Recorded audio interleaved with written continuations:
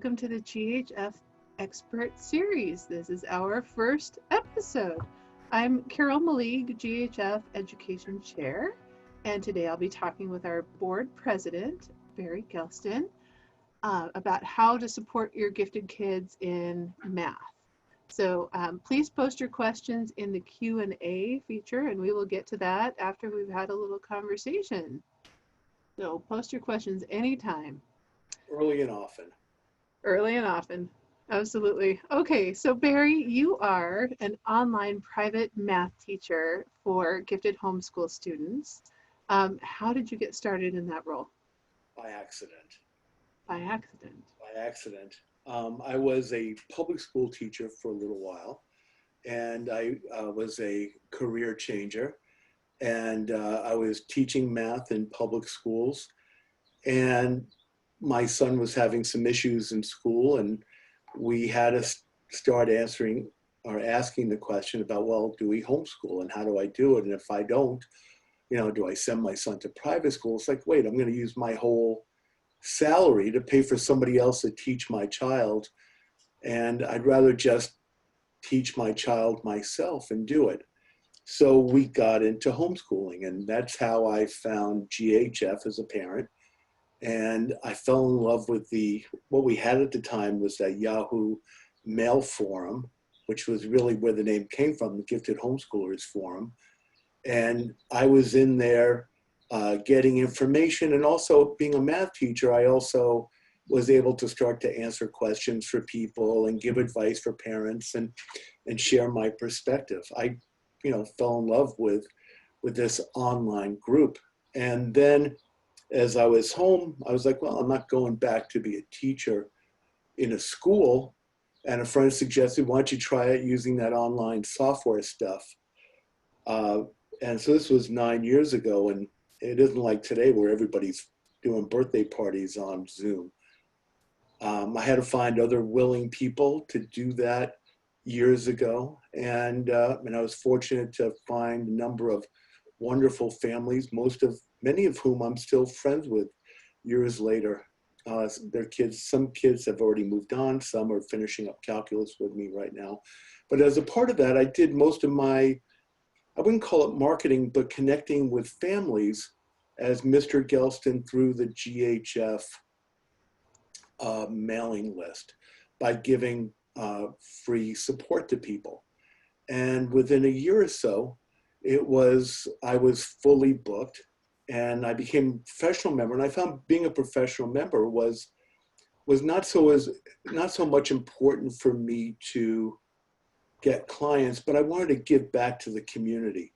So for people who've been around for a while and have seen Mr. Gelston on the website, it really has been more about giving money to GHF and supporting it. And I've been a huge fan of GHF for all of these years, and it's pretty cool. That is really cool, Barry. So now I'm curious, how did you go from parent, GHF professional member, now you're GHF board president? How did that happen? Well, I was the guy who raised my hand along with a couple of other very brave people named Lindsay and Maria when GHF had some issues about a year and a half ago. I offered to do it, and when you offer, people say yes. So I've been doing it and loving it. I love being the president of GHF. I love this community, and I love giving back to it. And the other part of it too is I get a lot out of it too, is that it's a lot of fun for me. I love project management. I love organizing people, and I love creating community. So it's been a lot of fun, and it's been more of a chance for me to connect with everybody in the community. I love the gifted community, and especially the gifted homeschool community. They're such incredible people. They have so courageous. They take this chance to leave public schools because they know things are just not right. And they do it, and they go through the trials and tribulations, and then they get to the other side of it. They make their routines and rhythms, and they figure out how to make it work. And they don't make it work in a generic sense, but they make it work for their family, and in particular for their children. And it allows their children to really blossom and do as best as they can. I mean, none of us are perfect parents, but we can all have perfect intentions and try our very best. And that's what I love about the families that I've met over the years in the gifted homeschooler community, is that it's just a ton of people who are just loving, giving people, doing their best to make for healthy, happy families. Oh, we appreciate you taking the role of GHF president, and I certainly enjoy being a part of the community too. So thank you for that. Thank you for your service as on the board of directors, Carol. Happy to be there. Happy to be there. So Barry, I know a little bit about this, but I would like for you to tell us what sets you apart from other math teachers. Well, there are a lot of great math teachers out there. And in a lot of ways, math teachers, the definition of a good math teacher is based more on the student and the teacher per se. I mean, some are just not good, some are great, but people who go through math teacher education training, we all get a standard, or generally the standard toolkit that we all use, and how we use it is up to us. And some of us try to, we do what we do best, which may not be best for every student. But that being said, to me, what I find is most important is outside of that toolbox that, somebody who goes through a graduate program on teaching math, it comes down to, for me, it's about helping kids relax and learn. It starts with this philosophy, and we've talked about it. I like to call it being a math chiropractor, or a math learning chiropractor. The idea is that learning is natural. It's what we do. And the question then becomes, what keeps us from learning naturally? And math in particular rings everybody's bells, whether you're gifted or not. It's, people, they make up whole things like math anxiety, as if there's actually some ingrained natural anxiety about math that you're born with, that's ingrained in your DNA. That doesn't exist, so it becomes, then we have to ask the question, how do people get anxious about math? And I'm not a therapist, and I don't want to make believe that I am. I'm just a math teacher. But I focus on helping kids to relax and to focus on it. And so that really is my differentiator. And your philosophy of leading with love and kindness. I'd like to hear more about that too. Well, it's a good life attitude to have, just trying to treat everybody with love and kindness. I wrote an article about it on my website that I shared under the event today. And it's not meant to be something overly gloomy, but it's really about patience and treating everybody equally with caring. That if you can be patient and get through and understand why people are struggling, you can get past, the image of whatever stress, anxiety, and their reaction is, and connecting with them as a person, and just caring for them as a person, and treating them with that kindness, which I think of as patience, and getting and connecting on their space. And I think that's important. I agree. You talk about gifted identity and being a math learner. And how does that differ, or how is the same as Carol Dweck's work on mindset? Well, I fell in love with Carol Dweck's work about 10 years ago. And the whole idea of fixed mindset and how do you become flexible around it. And she really nailed something. But, even when I read her early articles, I think I've read something that other people didn't in it. And what I read in those articles wasn't necessarily about having a fixed mindset or not. it was about identity protection. And if I'm told that something is easy rather, and I don't get it easy, what is the pain involved in it? And the pain involved is it hurts my identity, or it forces me to create a new identity of, I'm not that good at math, or I'm really good at math, or whatever situation it creates. Now in the gifted community, that takes to another level. So here you have a young person, especially someone who's strong in math. We'll talk about both. They're strong in math and strong in reading, which parents seem to mix with. Or kids seem to separate out by, and some are great in both. You know, there's no set rule. But kids who are great in math, naturally, they have, you know, strong computational skills off the bat, and they take chances initially with finding solutions, and they blurt them out. But there comes a point for them where they hit a wall. And that wall is always at that point where it comes to complex or multi-step problem solving. So initially they're all excited. I'm the smart kid, and they revel in this identity of being the smartest kid and mommy and daddy's smartest little boy or girl or whatever their situation is. And then they get to a math problem that they can't do like that. Wait a second, that can't be right because I'm really great at this.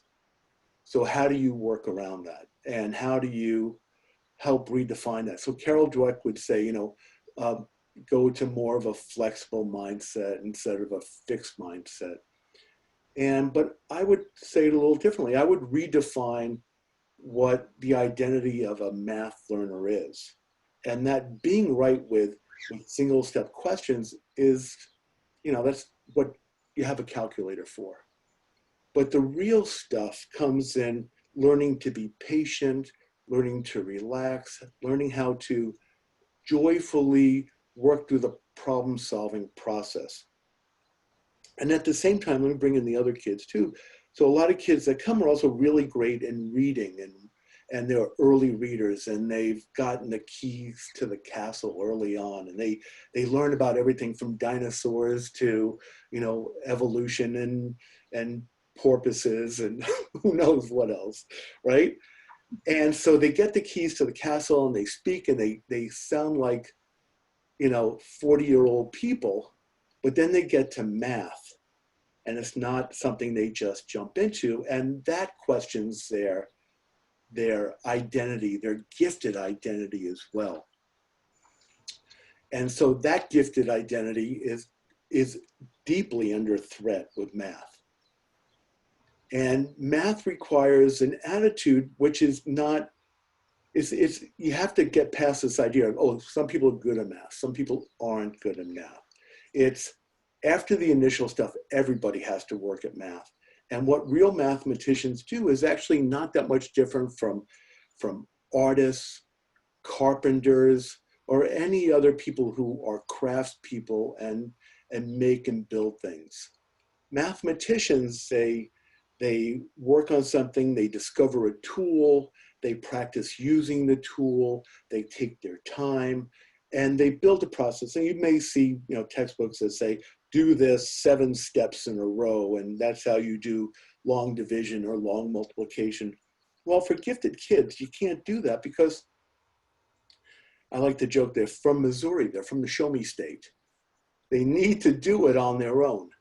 And so they need to figure out the rules on their own. So it's the job of the educator, and this is more of a standard constructionist teacher point of view, is that you need to, once you get them to accept that their role is to create the rules and play and make mistakes and try things and repaint over the canvas or get a fresh piece of wood or sand it down and start over again.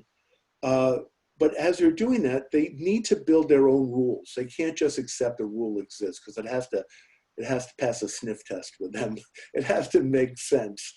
And so they need to learn it and try it and do it on their own. And so them building their own rules is very much part of the constructivist mindset on this, then allows them to create it, make it their own. And after a while, if a math teacher does that properly, then the kids build their own rules. And they don't need, and they may do it in a way that makes absolutely no sense to anybody else, but it works for them, and it works within the construct of how mathematics really works. So why not? You know, it doesn't have to be exactly like it is in a textbook. I have, you know, kids with all kinds of strengths and abilities. I have one child who loves to do Python programming. And so we barely ever pick up a pen and pencil together. He just goes right into Python and he starts figuring out how to do the problems as a program. And I'm like, well, I'm good with that because this kid is creating his own, literally creating his own rules in a programming tool. It's nobody else I have does that actively every time. It's his passion. I've done things with kids where like they'll use Scratch and they'll make some programs out of it to get a feel for it. And there's different levels of kids you can do that with. But what it comes down to is that it's all about them and what they are passionate about and how do you use that. But it doesn't have to be a free-for-all because I still follow the standards. We still flow by the standards. And I'm somebody who believes in standards. I just don't believe in you know, high stakes testing and having to follow an exact textbook. But the standards are there. I need to know what to teach a child. And a lot smarter people than me have created, you know, this whole process over the years to get to it. So. But instead of placing the value on knowing the right answer, you place the value on the problem solving, the creative problem solving. Yeah, and playing and being joyful and just trying it out. Does this work? Does that work? And, you know, I use Khan Academy. What I like about Khan Academy is that quite often, you know, we pull up the problems together. So I don't have the answer in the back of the book. So I do something most math teachers would never think of doing. I try to get the answer with the kids and I make mistakes. And so it's my attitude when I do that and I show how I work through it alongside them and how I play with that. I go, I take a step back, I tease myself and do it in a good-natured way. And it sets a standard of how to be happy, playful, serious, but silly and self-supporting, creating this loop of self-support and doing math. So you're modeling the process for them, showing them how it's done. And it's okay to make, and it's okay for Mr. Gelston to make mistakes. So it must be okay for them to make mistakes too. Nice. It's really nice. Yeah. I think we probably have time for one more question here. What is your top advice for homeschooling families, Barry? What are the top things that you would really like for them to know and think about? Well, thank you. That's a really great question. I think the first thing is relax. I use the expression sometimes, you don't have to keep up with the Einsteins. You know, a lot of families that come into this world didn't necessarily know that they grew up as gifted. Maybe they thought they were quirky or odd or whatever it was, but they didn't know that they were already a part of that gifted world. And then one day their kid takes a test and your child has a high IQ, or your child is high IQ and another, and beside the classification, a diagnosis. And all of a sudden it's like, wow, my kid's got this big IQ. What do I do? And how do I keep up with the Einsteins? How do I get keep my kids as smart as they need to be? And part of it is really just anxiety of the parent not wanting to mess up. The other part is that there's a lot of pressure out there in this go-go. I have a different attitude from a lot of people. I really believe that I'm not one for winning in contests and being the best. I kind of grew up on that. And I've been really turned off by it because what it does is it takes your eye off the prize. You know, it's because it's not about being the smartest, best, gooderest. It's about enjoying the process of problem solving and learning and making things happen. So my advice is let that go. And, there's a lot we can talk about with that, but I think that's the top level piece to go with it. Just let it go. Let your child be happy, enjoy life. You enjoy life with your child, and you have this moment. And that, as parents, we know that feeling when you have your little child and you start reading to them and they're in your lap and it's just love and goodness. You're modeling that love and goodness of learning early on, and it should never stop. The pressure of school and contests and making A's and all that stuff should never kill the joy of learning. It should never make learning something fearful. It should just always be there for you your whole life. This is, especially people who are, gifted people, love to learn. Don't ruin the thing that we love the most. Make it pleasurable. It's love, learning is love. I know that sounds a little overstated, but I mean that though, and how do we integrate that into our lives? I mean, think about everything we do, as we take on projects and we're doing things and all right, I'm saying more than I thought I could. I think it's great stuff, Barry. Thank you. That's a wonderful place to start asking for questions from our participants. So please ask me a question, because I would love to respond and interact. So there's a Q&A on bottom, and right there next to screen share and more, whatever, on the bottom of the page. So I'm hoping you guys please ask questions. I know some of you out there already, and please ask me something. I think they're going to ask you something any minute now.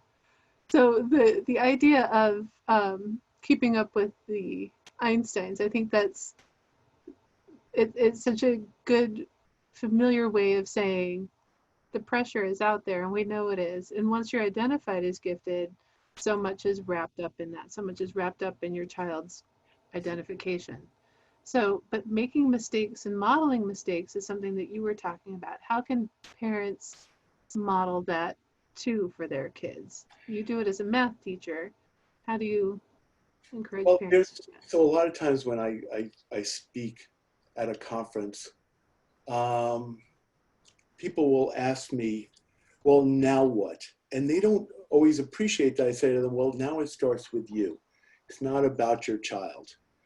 And it's about you learning to relax and not having so much pressure that you have to do so much. Easier said than done. It is. So I see we have a question here about. Several. Let's start with how can I become more involved in the community? And I would like to say, Devin, we would be happy to talk with you offline. GHF is a vibrant community of homeschoolers. You want to talk about that, don't you, Barry? Oh, no, I just hit answer live. So it looks like we're responding. Okay. Yeah, well, we have a lot of ways to get involved. We have people who are, we have a lot of need for volunteers still. What people don't know is that it's hard to track it, but we just finished our strategic 2020 plan. Matter of fact, Carol is the person in charge of education, and we're looking at ways of supporting families. And I'll leave it at that for now, but send Carol a note, and Carol will get you involved in education if that's what interests you, or if you want to be involved in supporting other families. Casey and Peters is that person. And, or you can just email me, barry.gelston@ghflearners.org. Okay, let me put that in the chat here too. I want to go, there's a question down here I'd love to answer. Okay, go for it. Which is,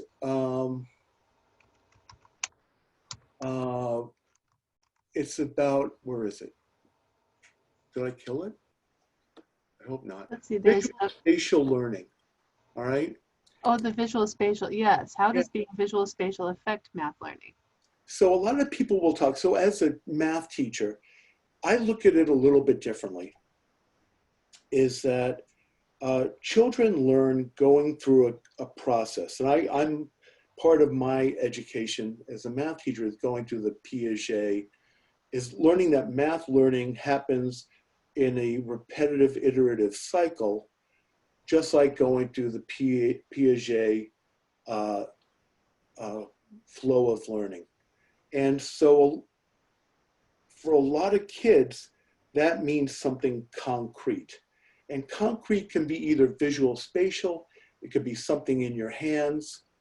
And so I wouldn't say visual spatial per se, but I would say that it's important that if the person you're teaching or if you are learning or your child is visual spatial, uh, it's not just that you want to just give them visual spatial stuff to work with, because you want to give them everything. And the visual spatial is a stepping stone, because from the visual spatial, you need to connect that to the symbols of mathematics. So you may look at, like base 10 blocks, which are both visual spatial and kinesthetic. And from there, you look at the blocks and you say, well, this is a 10. So you write down 10. 10 plus 10, write down 10 plus 10. And so now you're converting it into symbolic. And from there, then you can do the manipulations. Well, if I do 10 plus 10, how is that like or different from 10 plus 20? And you play with it in a concrete way. And some kids like to can go by just watching pictures of it. Some need to do it with their hands, but it really is more of that. Most kids like that. And kids who are just straight symbolic, it doesn't hurt for them to go back and learn math in a visual, spatial, concrete way, because that's a natural part of their flow. It just may not be the habit that they've gotten into, because the idea for me isn't just, hey, I'm visual spatial, this is only how I do it. Part of the job as an educator is how do we help a child to be well-rounded and to have all of these skills and be able to see it, think it, because the symbols are really important for how we process verbally. And we have the images for how we process visually. And we want our brain to be all of those things happening because it makes deeper connections in the learning in it. I assume it makes it better for continuing our conceptual growth in learning math. So leading with the strengths and then helping to grow the rest of the system around those. Yeah, and I hope that answered your question, because yeah. Okay, how about what is a good way to show how math is creative? I think it's through the modeling. I don't know, there may be people who do it better than I do, but there needs to be modeling and projects, and a lot of math projects. Well, you don't even have to make them math projects. Most things that kids do are math projects. And so I don't have a good direct answer for that, but I would look for ways to first look at,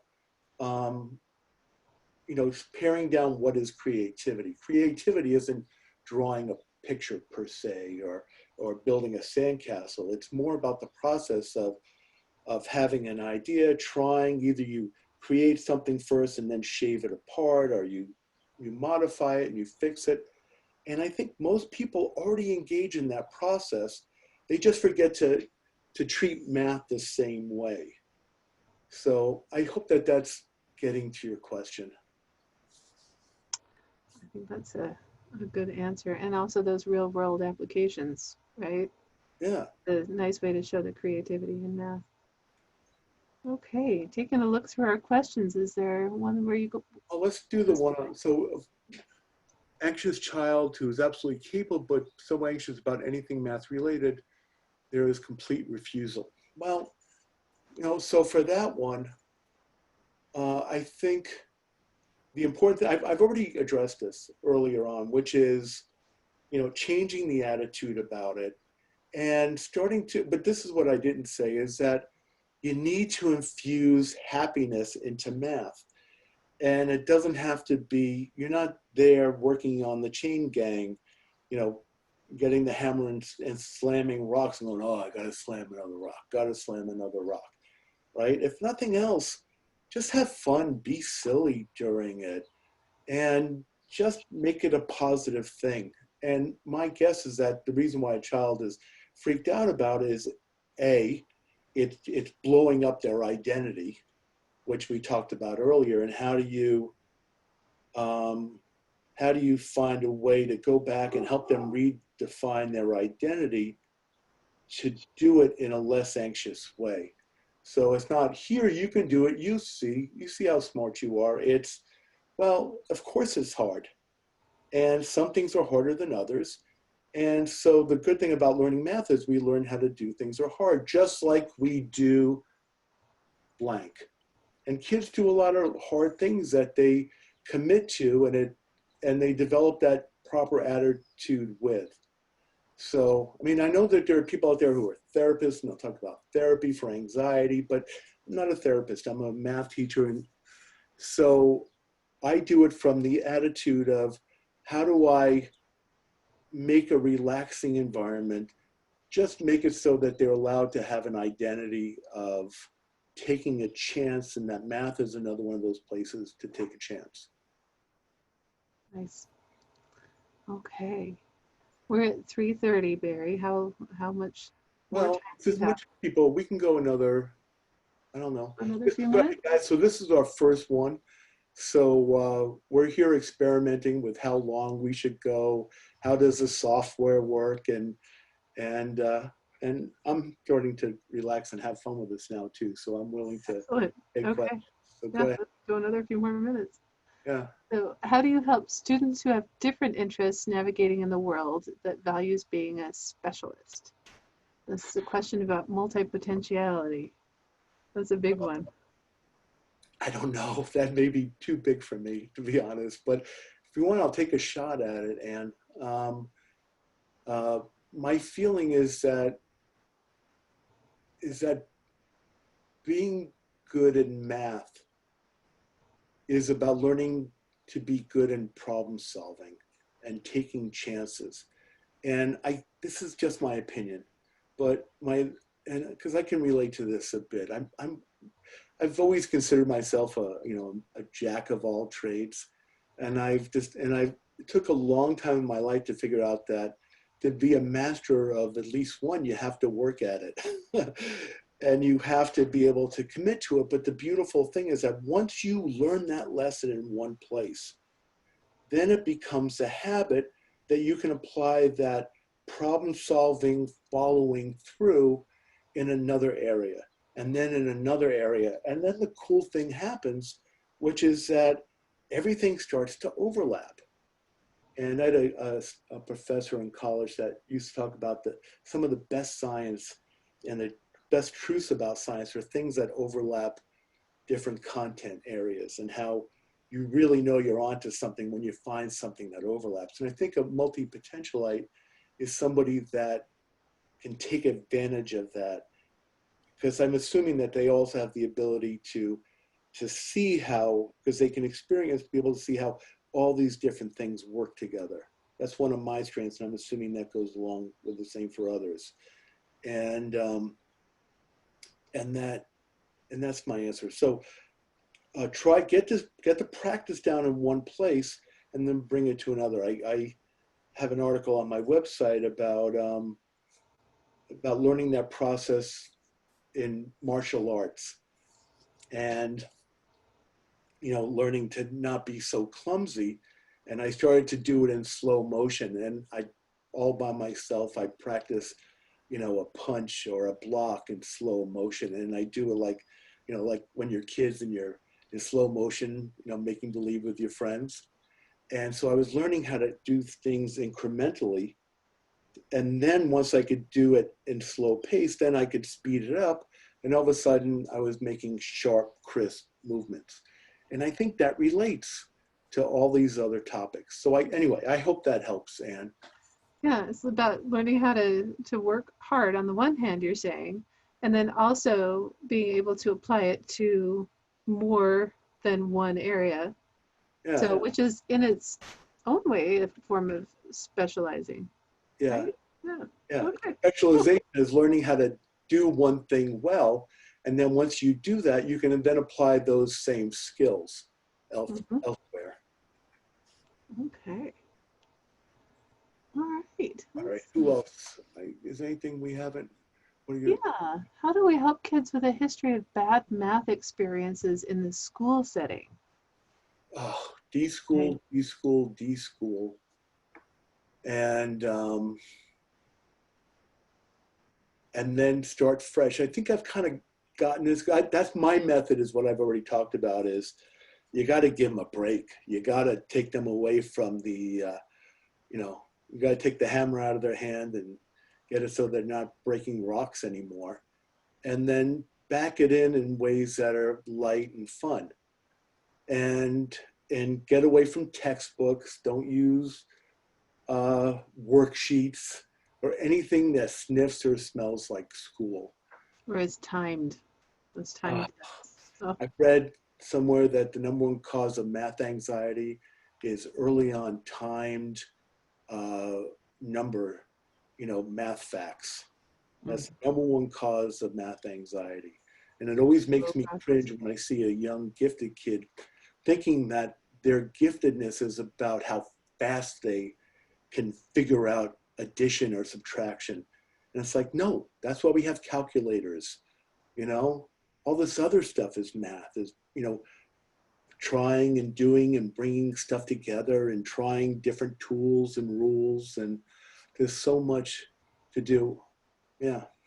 Yeah. One last one. Um, okay. So we can either do one with music or we can do one more about public schools. Uh, Which would you rather? I love music. Let's try music. Okay, so speaking of overlap, I see the guitar in the background. Can you talk about math learning and music learning? And when did you start or when do you recommend music learning? Overlapping with math or not? So it's about patterns. And so learning about math is learning patterns in music. And it comes back to, and so let me talk about what they have in common, right? So learning math and learning music, and some kids, really like, I was not one of those kids that, love to have big things of sheet music thrown at me. Matter of fact, it ruined my piano learning experience as a child because I'd have to hand up and this and that. And that just wasn't me. Other kids are brilliant at that and they can do incredible things. To me, it was about developing a feel and a relationship to the instrument. And I didn't find that until I started to play guitar.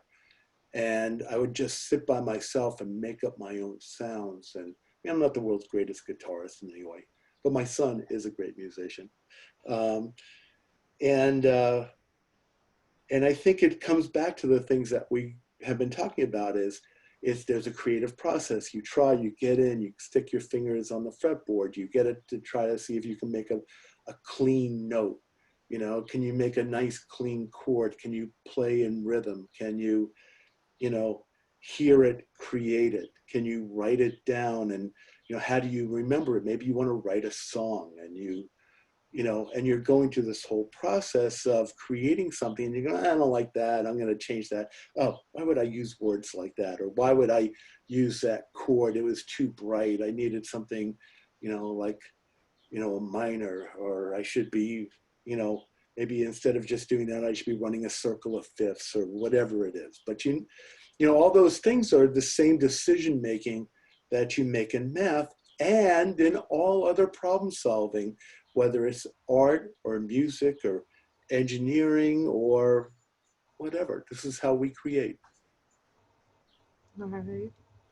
I think that's a lovely place to say thank you. And any questions we didn't get to, I think we can try to put those out on the Facebook page, or you can bring them back for our next guest expert speaker who next month we will be talking with Celie Trepanier, who is an author and a blogger and a homeschool parent. And she'll be able to share a lot of her wisdom with you as well. Check out the GHF monthly coffee chats with Casey. A really nice time to be able to check in and ask questions and have conversation on Facebook coffee chats. And there's the GHF dialogue. If you have not taken a look at the new publication, lots of fantastic articles for you to look at. And I guess that wraps us up. And thank you so much, Barry, for being our very first expert on the GHF Expert Series. It was delightful talking with you today. Well, it was more fun than I was expecting. I was so nervous when we started out with this. And so thank you for making me feel comfortable. And thank you out there for not throwing tomatoes. And No thanks. tomatoes, all roses. All right. Bye, everybody. All right. Bye-bye.